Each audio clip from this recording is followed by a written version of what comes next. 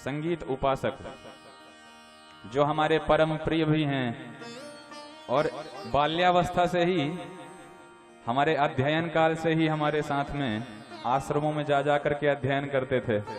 हम श्रीमद् भागवत पढ़ने जाते थे, हमारे नितेश भैया हारमोनियम का झोला उठाए गुरु जी के यहाँ पढ़ने जाया करते थे। दोनों एक ही साथ आश्रम से निकलते और फिर अलग अलग गुरु जी के यहाँ पढ़ के और वापस आ जाते थे। तो ऐसे अपनी मैत्री का कुशल निर्वहन कर रहे और संगीत रस माधुरी का विवर्धन कर रहे हमारे नितेश भैया और हमारे सरकार के ही, हमारे श्री सदगुरुदेव भगवान के ही अनुयायी हमारे गुरु भाई, हमारे परम प्रिय बाल सखा श्री विकास कुमार पांडे जी, जो तबल में ताल और थाप के माध्यम से आपके हृदय को लुभा रहे थे। ऐसे हमारे सभी गंधर्वोपासक संजय भैया और सुमित जी इस कार्यक्रम के रूपरेखा के रूप में जिनके उद्गार रखे गए, इस कार्यक्रम को जिसने आपके ग्राम में होना सुनिश्चित किया, ऐसे हमारे यजमान परिवार के श्री सदगुरुदेव भगवान, यजमान परिवार के गुरुजन, यजमान परिवार के गुरुजी आदरणीय आचार्य श्री राजेश कुमार पांडे जी, एवं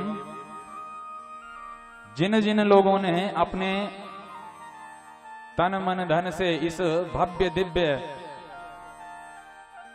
इतने विस्तृत कार्यक्रम की कुशल व्यवस्था करते हुए इस कार्यक्रम को यहां तक पहुंचा दिया, ऐसे हमारे सभी प्रेमीजन, YouTube के माध्यम से कथा श्रवण कर रहे हमारे सभी श्रोतागण, आप सभी के अंतःकरण में प्रभु श्री बालकृष्ण लाल की, प्रभु श्री राघवेंद्र सरकार की श्री मूर्ति का, श्री विग्रह का ध्यान करता हुआ मैं व्यासपीठ से आप सभी को बारंबार जय जय श्री राम कह रहा हूं।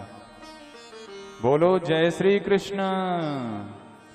कल के कथा क्रमों में भगवान के विभिन्न लीला प्रक्रमों के माध्यम से हम और आप सभी ने भगवान के दिव्य भव्य विवाह महोत्सव तक की कथा का श्रवण किया।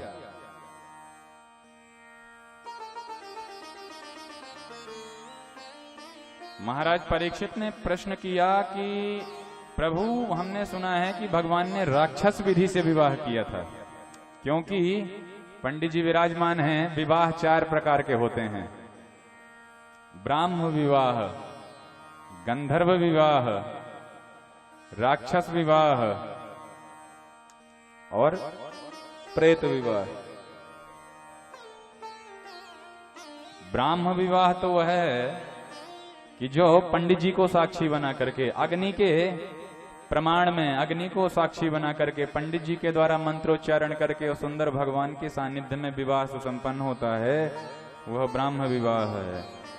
और गंधर्व विवाह, गंधर्व विवाह कहते हैं जो प्रायः आजकल चल रहा है कि घर वालों की जरूरत नहीं, वर कन्या ने एक दूसरे को पसंद किया और चाई माई करके घर लौट आए, कोर्ट मैरिज कराए, तो उसे कहते हैं गंधर्व विवाह। और तीसरी शैली का विवाह है राक्षस विवाह, माने न कन्या का पक्ष स्वीकार कर रहा है विवाह को, न वर का पक्ष स्वीकार कर रहा है विवाह को। तो जो भाग करके और अन्यत्र जाकर के कहीं विवाह होते हैं, उन्हें राक्षसी शैली का विवाह कहा जाता है।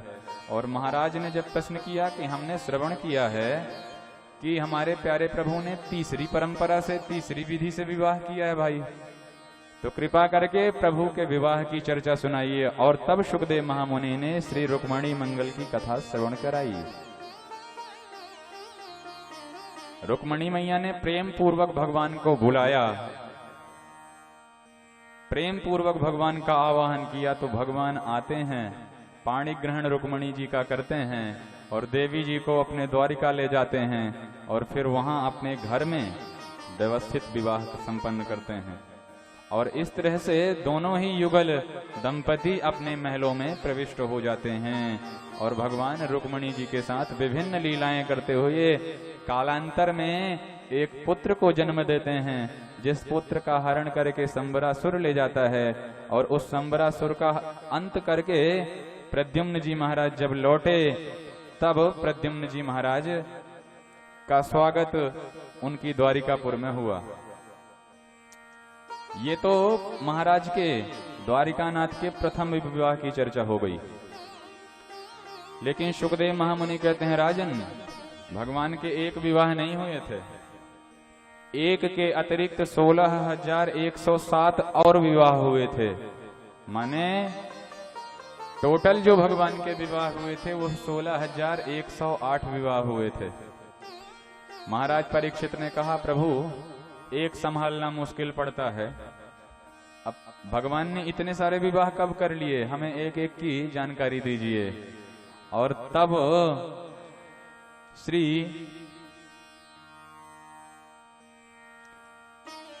शुकदेव महामुनि ने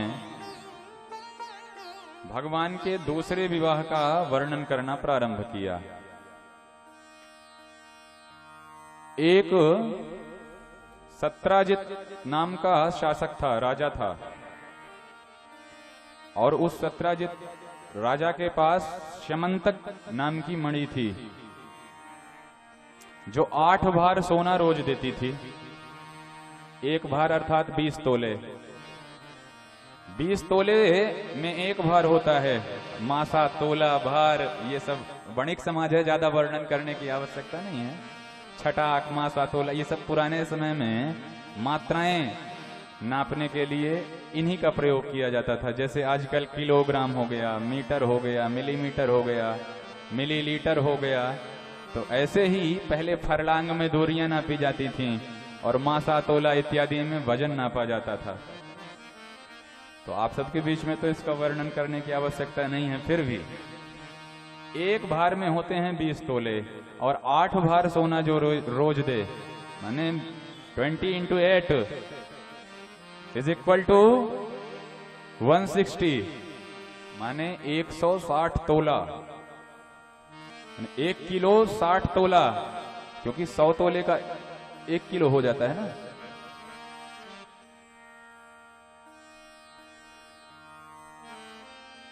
तो 160 तोले सोना, 160 तोला सोना जो रोज देती थी, 8 भार सोना जो रोज देती थी, वह श्यमंतक मणि सत्राजित के पास थी।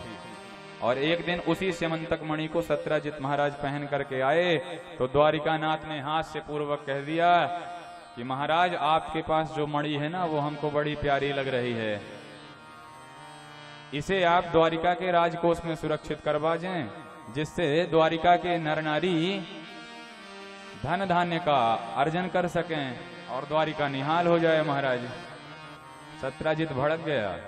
भगवान ने तो हास्य ही किया था, लेकिन सत्राजित ने सीरियस ले लिया। और सत्राजित कहता है, पर संपदा सकहु नहीं देखी, तुम्हारे ईर्ष्या कपट भी सेखी।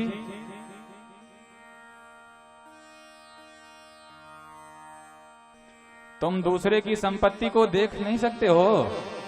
अरे मेरे पास एक ये मणि क्या आ गई, तुमको ये चुभने लगी। भगवान ने कहा, मत देना भाई, नाराज काहे को हो रहे हो, हम तो मजाक कर रहे थे। सत्राजित तो लौट आया, लेकिन सत्राजित के छोटे भाई का नाम था प्रसेनजित। अब प्रसेनजित एक दिन उस मणि को पहन करके शिकार खेलने के लिए निकल पड़ा। शिकार खेलते हुए घोर जंगल में प्रविष्ट हो गया प्रसेन। तो प्रसेन को एक सिंह ने बलपूर्वक मार दिया और उसकी मणि झटक ली। और उसी मणि पर जब ऋक्षराज जामवंत की नजर पड़ी, तो जामवंत जी ने उस शेर की हत्या करके वह मणि छीन ली और ऋक्षराज ने ला करके अपनी पुत्री को वह मणि सौंप दी, अपनी पुत्री को वह मणि दे दी।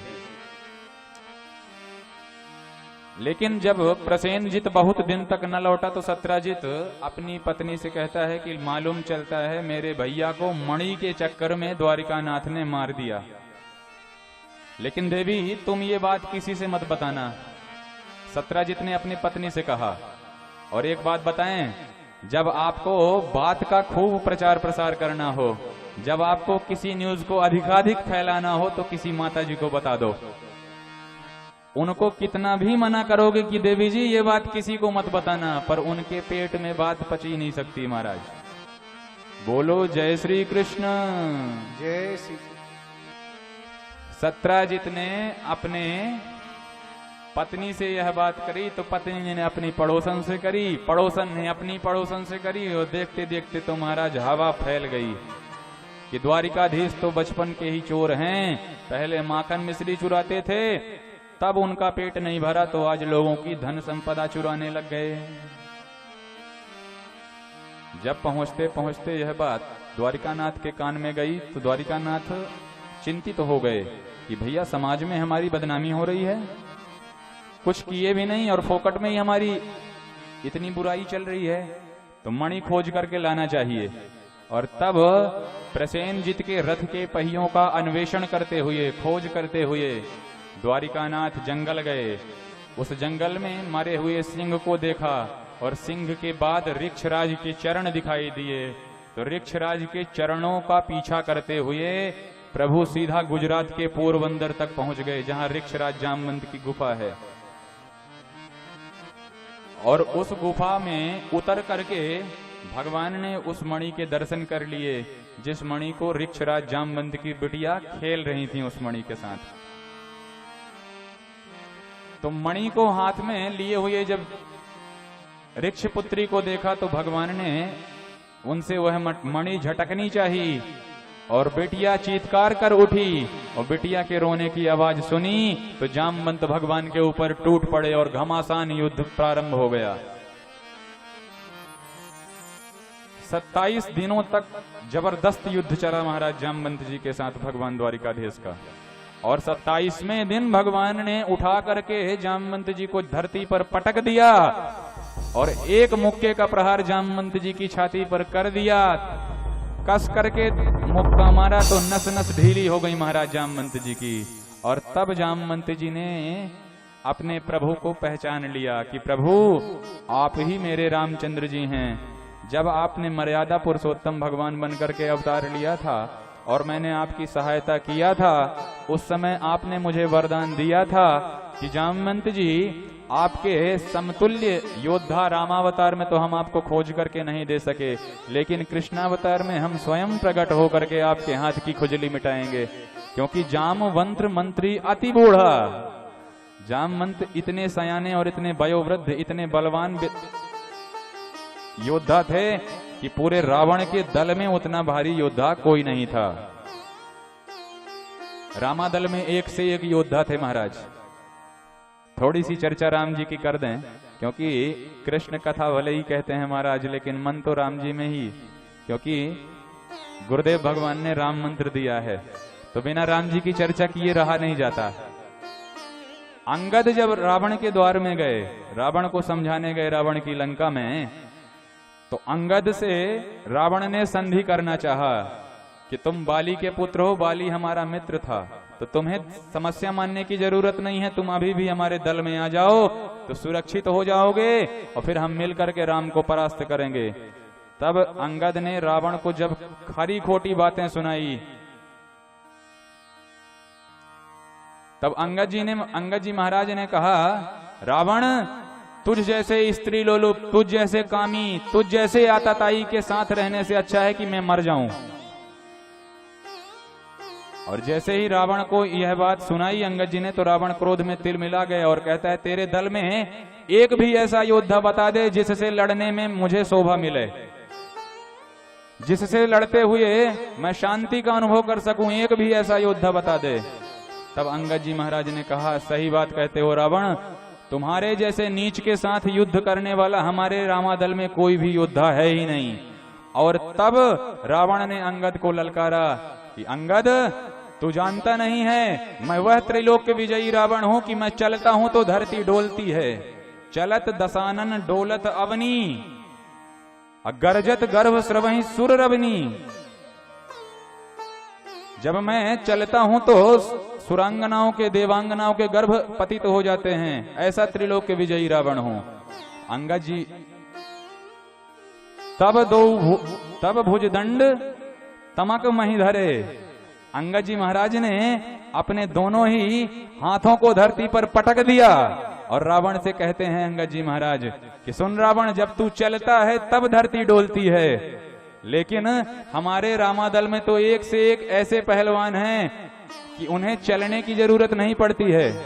फिर अंगद जी महाराज ने कहा, अभी तूने जाना नहीं, हमारे रामादल के जो छोटे कुमार हैं ना, श्री लक्ष्मण जी महाराज, वह बोलने लगते हैं और धरती कांपने लगती है।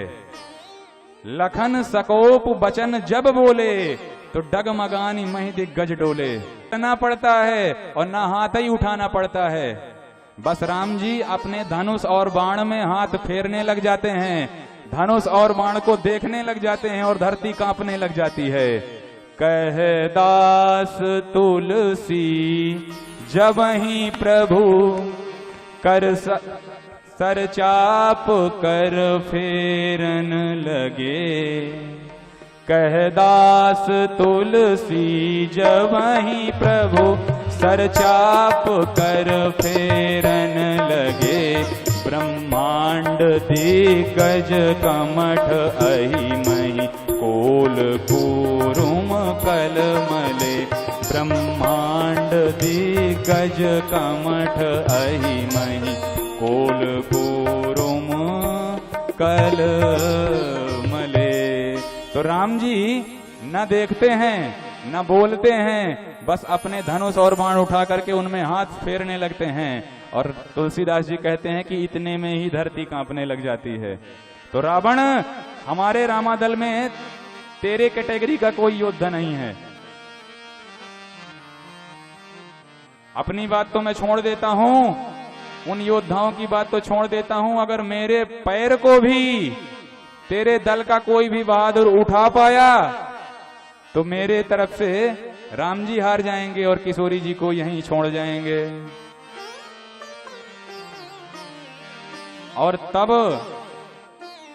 अंगद जी महाराज ने अपना चरण रोप दिया। सभा मांझ गही पद कपि रोपा।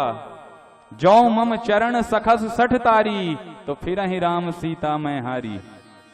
और ऐसे अंगद जी महाराज जिन जामवंत जी महाराज के सानिध्य में रहते थे, जिन जामवंत जी महाराज से युद्ध की दीक्षा प्राप्त करते थे, सोचिए जब अंगद जी महाराज में इतना बल था कि रावण जैसा त्रैलोक के विजयी भी, उसके वंश का भी कोई राक्षस अंगद जी के पैर तक न उठा सका, तो जामवंत जी में कितना अपूर्व बल रहा होगा। तो जामवंत जी उस समय राम जी से प्रार्थना करते हैं कि प्रभु, सबने अपने अपने हाथ की खुजली मिटा ली, लेकिन मेरा योद्धा भी किसी मेरे बराबरी के योद्धा के साथ नहीं हुआ। और तब राम जी ने उन्हें वरदान दिया था कि देखो भाई जामवंत, इस अवतार में तुम हमारे सहयोगी हो, और सहयोगी से लड़ना मर्यादा नहीं होती है। अरे जो आपका सहयोग करे, जो आपसे प्रेम करे, आप उससे लड़ोगे क्या? आप भी उससे प्रेम ही दोगे। और अगर आप उससे लड़ते हो, उसका अनहित करते हो, तो फिर आप कृतघ्न माने जाओगे। तो जामवंत, इस अवतार में चूंकि हम मर्यादित हैं, इसलिए हम आपके साथ नहीं लड़ेंगे, लेकिन हम वचन देते हैं कि जब हम कृष्णावतार लेकर के आएंगे तब आपके हाथों की खुजली मिटाएंगे और भरपूर युद्ध करेंगे आपके साथ। तो 27 दिनों तक जब जामवंत जी के साथ भगवान ने युद्ध किया, अंत में जामवंत जी को परास्त कर दिया, तो जामवंत जी पहचान गए कि मुझे त्रैलोक्य में भगवान के अतिरिक्त कोई परास्त कर नहीं सकता, और यह जो स्वरूप मेरे सामने खड़ा है, यह भगवान के अलावा कोई हो नहीं सकता। जामवंत जी भगवान के चरणों में गिर पड़े, और इस तरह से जामवंत जी ने जब भगवान के चरणों में गिर करके भगवान से पूछा कि प्रभु कहिए क्या सेवा करूं, तब राम जी ने कहा, मुरली मनोहर घनश्याम ने कहा, जामवंत जी 27 दिन से जो सेवा कर रहे हो, तो अब सेवा तो हमें करानी नहीं है, बस ये जो मणि आपके यहाँ है ना, इसकी चोरी का कलंक हमको लगाया गया है। तो जामवंत जी यह मणि हमें दे दो, बाकी हमें कुछ नहीं चाहिए। तब जामवंत जी महाराज ने, सुनिए प्रभु, इसके अलावा मैं आपके हर कार्य कर सकता हूं, पर चूंकि मैंने यह मणि अपनी बिटिया को दे दी है, और भारतीय संस्कृति का पिता अपनी बिटिया को दिया गया धन कभी वापस नहीं लेता, एक बार बाप बेटी को जो धन दे देता है फिर उसमें बाप का अधिकार नहीं रह जाता प्रभु। अरे भारतीय संस्कृति का पिता तो बिटिया के घर का पानी तक नहीं पीता और आप उसको दिए गए धन को लेने की बात करते हो। भगवान ने कहा देखो भाई जामवंत, ले करके तो हम जाएंगे, अब आप प्रेम से दे दो या युद्ध करके दो। जामवंत ने कहा न आपको ज्यादा मांगने की आवश्यकता पड़ेगी और न युद्ध ही की आवश्यकता पड़ेगी, एक मध्य का मामला मैंने निकाल रखा है प्रभु, कहिए। तब जामवंत जी ने कहा कि मेरी बिटिया को ब्याह ले जाओ, अब बदले में दहेज में मुझसे मणि ले जाओ, तो न लड़ाई झगड़े की जरूरत पड़ेगी ना आपको परेशान ही होना पड़ेगा। भगवान ने कहा जैसी आपकी इच्छा, और तब तो जंगल में ही मंगल हो गया महाराज, जंगल में ही चाई माई हुई और भगवान लेकर के जामवती जी को चले आए। और इस तरह से भगवान का दूसरा विवाह हुआ जामवती जी के साथ।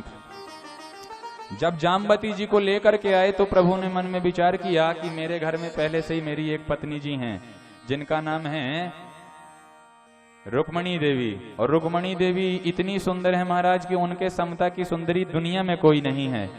और कहीं उन्होंने मेरी इस पत्नी को देख लिया तो वो इसका उपहास उड़ाएंगी और घर में गृह प्रवेश होते ही इसका मन खिन्न हो जाएगा। तो जामवती जी से भगवान ने कहा देखो भाई, तुम एक कमरे में जाकर के बैठ जाओ और जब तक हमारा इशारा ना हो तब तक दरवाजा मत खोलना। जामवती जी को भगवान ने चुपके से पीछे वाली रास्ता से महल में प्रविष्ट कराया और एक कमरे में बंद कर दिए। और रुक्मणी जी से प्रभु ने आकर के कहा देवी, हमारे साथ जो देवी जी हम जिनको अब ब्याह करके लाए हैं ना, वो आपसे भी जबरदस्त सुंदर हैं। रुक्मणी जी ने कहा अच्छा, दर्शन तो करूं, आपने किसके साथ विवाह किया? क्योंकि पुराने जो सम्राट होते हैं, राजा महाराजा होते हैं, उनके कई विवाह की परंपराएं थी और भगवान तो लीला पुरुषोत्तम बनकर के प्रकट हुए हैं। रुक्मणी जी को प्रसन्नता हुई, पर जब थाली सजा करके आरती करने के लिए चली तो भगवान ने कहा देखो उस कमरे में बंद हैं, दरवाजा जाकर के खटखटाओ। जब रुक्मणी जी ने आवाज दिया तो जामवती जी को चूंकि भगवान ने पहले ही समझा दिया था कि दरवाजा मत खोलना, रुक्मणी आवाज देती हैं तो दरवाजा नहीं खोला। रुक्मणी जी लौट करके आई, प्रभु क्या बात है, दरवाजा क्यों नहीं खुल रहा? भगवान ने कहा जानते हो, वह देवी इतनी सुंदर है कि वह कहती है, उसने मुझसे ऐसी बात कही है कि जब तक मेरी बराबरी की कोई सुंदरी कन्या नहीं आ जाएगी तब तक दरवाजा नहीं खोलूंगी। मेरी आरती कोई मेरी जैसी ही स्वरूपवान खुलवाए, मेरी आरती कोई मेरे जैसी ही स्वरूपा, मेरे जैसी ही स्वरूपवान खुलवाए करवाएगी तभी दरवाजा खोलूंगी, नहीं तो नहीं खोलूंगी। रुक्मणी जी ने पुनः जब प्रयास किया और न खोली जामवती जी, तो जामवती जी को रुक्मणी जी ने अपने मन से श्राप दिया कि जा, तुझको अपने रूप का बहुत बड़ा अभिमान है तो तू भी मेरी ही जैसी हो जा। और जब रुक्मणी जी ने श्राप दिया तो भगवान ने कहा देवी देखो और श्राप न मिले, दरवाजा खोल दो। और जैसे ही दरवाजा खोला तो रुक्मणी जी के श्राप का प्रभाव हो गया और जामवती जी रुक्मणी जी की तरह ही सुंदर दिखने लग गईं। रुक्मणी जी देख करके आश्चर्यचकित रह रही हैं कि जब ये मेरे श्राप देने के बाद मेरे जैसे दिख रही है, जब श्राप खाने के बाद ये इतनी बची है तो पहले कितनी रही होगी। बोलो जय श्री कृष्ण। और इस तरह से जामवती का परिहास होने से भगवान ने बचाया और दूसरा विवाह प्रेम पूर्वक सानंद संपन्न किया। सत्राजित के पास ला करके मणि रख दी, देखो भाई तुम हमें इस मणि का दोष लगा रहे थे, कलंक लगा रहे थे, तो ये मणि भी ले आए हैं और बगल में सर्टिफिकेट भी रखा है, जामवती जी भी हैं प्रमाण पत्र के रूप में, पूछो इनकी ये मणि कहाँ थी अब तक, तुम हमारे ऊपर चोरी का कलंक लाद रहे थे। और तब तो सत्राजित लज्जित हुआ, द्वारिका वासाना प्रारंभ किया और जब गाली खा करके कान दुखने लगे तो सत्राजित ने भगवान से प्रभु कृपा करके मेरे दामाद बन जाओ, मेरी बिटिया सत्यभामा से विवाह कर लो। और इस तरह से जब आप सत्यभामा से विवाह कर लेंगे तो फिर द्वारिकावासी भी मुझे आपका संबंधी होने के कारण गालियां नहीं देंगे। दिल्ली का ही पुराना नाम इंद्रप्रस्थ है। भगवान एक बार अपने जिगरी यार के साथ, अपने परम मित्र अर्जुन के साथ दिल्ली में भ्रमण कर रहे थे यमुना जी के किनारे किनारे। तो उसी यमुना जी के जल में आकंठ तपस्या कर रही आकंठ जलमग्न देवी को भगवान ने देखा। तो अर्जुन जी से कहा कि जाकर के पता तो लगाओ कि ये देवी जी कौन है। अर्जुन ने जाकर के उन देवी जी से पूछा, देवी जी काशी तुम कौन है आप? और तब उन देवी जी ने अपना परिचय दिया। अहम देवस्य सवितुर दुहिता पतिमेच्छति विष्णुं वरेण्यं वरदं तपः परममास्थिता। मैं सविता की दुहिता हूं। दुहिता कहते हैं पुत्री को। और दुहिता पुत्री को क्यों कहा जाता है? द्विहिता, जो दो वंशों की हितकारिणी बने, जन्म लेकर के जो मैया बाप का कुल तार दे वह कन्या है, और विवाह के बाद जो पति का घर संवार दे वह कन्या है। इसलिए पुत्री को दुहिता कहा जाता है। और कालिंदी ने कहा कि अहम देवस्य सवितुर दुहिता, मैं सविता, सविता अर्थात सूर्य की पुत्री हूं, नाम है मेरा कालिंदी। भगवान विष्णु को, भगवान श्री कृष्ण को ही पति रूप में प्राप्त करने के लिए मैं यह तप कर रही हूं। अर्जुन दौड़ करके भगवान के पास आए। भगवान से अर्जुन ने कहा, प्रभु आपकी बृहस्पति और आपका शुक्र बहुत तेज चल रहा है, बहुत जबरदस्त चल रहा है। भगवान ने कहा, क्या अभिप्राय है? अर्जुन ने इशारा किया, प्रभु देवी जी आपके लिए ही तपस्यारत हैं।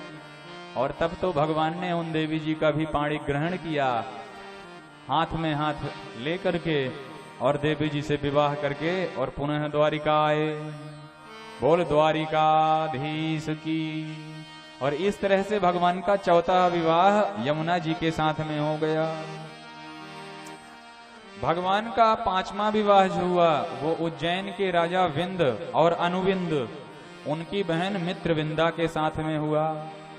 भगवान का छठा विवाह भी हुआ जो कौशल देश के राजा नग्नजित थे, उनकी पुत्री नागनजिती थी, जिनको सत्या भी कहते थे। तो सत्या देवी के साथ भगवान का छठा विवाह सानंद संपन्न हुआ। भगवान की एक दूर की बुआ जी थी, नाम था श्रुति कीर्ति। उन श्रुति कीर्ति जी के मन में भगवान के प्रति वात्सल्य भाव था, लेकिन भगवान का पुत्र प्रेम उन्हें प्राप्त न हुआ। तो उन्होंने अपनी बिटिया को मन ही मन भगवान को अर्पण कर दिया। और कालांतर में उन्हीं श्रुति कीर्ति जी के यहाँ जाकर के भगवान ने उनकी पुत्री भद्रा से विवाह किया। श्रुति कीर्ति तनया भद्रा के साथ भगवान का सातवां विवाह संपन्न हुआ। एक मद्र देश के राजा थे, उनकी कन्या का नाम था सुलक्ष्मणा, जिसके स्वयंवर में भगवान अर्जुन के साथ पधारे। स्वयंवर में शर्त यह थी कि जो मछली की परछाई जल में देख करके और उसकी आंख का भेदन ऊपर लटकती हुई मछली पर कर सकेगा, उसके साथ भगवान को ब्याह दिया जाएगा। और तब तो भगवान ने उस प्रतिज्ञा को पूरा किया, धनुष में बाण संधान करके और मछली की आंख भेद दी, और मत्स्य अक्ष भेदन करके भगवान ने उन मद्र देश के राजा की कन्या सुलक्ष्मणा के साथ विवाह संपन्न कर लिया। और इस तरह से भगवान के ये 8 विवाह तो एक ही मंडप, अलग अलग मंडप में हुए, लेकिन भगवान के 16,100 माने 16,100 विवाह और हुए, जो एक ही मुहूर्त में हो गए, एक ही जगह हो गए, और एक ही मड़वा में हो गए, एक ही मंडप में हो गए। और तब महाराज परीक्षित ने प्रश्न किया कि कृपा करके उस विवाह के बारे में भी बताएं। और तब सुखदेव जी महाराज कहते हैं कि एक प्राग ज्योतिषपुर नाम का शहर था, जहां का राजा था भौमासुर। उस भौमासुर ने यह सुना था कि जो द्वारिकानाथ कृष्ण हैं उन्होंने बचपन में रास रचाया था, तो जब मेरे पास भी 20,000 कन्याएं हो जाएंगी तब मैं भी रास करूंगा। और जोड़ते जोड़ते कन्याओं का हरण करते करते महाराज इसके पास 16,100 कन्याएं हो गईं। और जब इतनी कन्याएं आईं तो भगवान को पता चला कि दुष्ट उन कन्याओं पर अत्याचार कर रहा है। सत्यभामा जी के साथ भगवान ने उस असुर का प्रतिकार करने के लिए, उस असुर को मारने के लिए रथ में आरूढ़ होकर के प्राग ज्योतिषपुर प्रस्थान किया। और जैसे ही भगवान प्राग ज्योतिषपुर पहुंचे, भौमासुर ने भगवान के ऊपर आक्रमण किया। भगवान ने उस भौमासुर का नाश किया, भगवान उसका वध किया और जाकर के उन कन्याओं को जेल खाने से सुरक्षित निकाल दिया।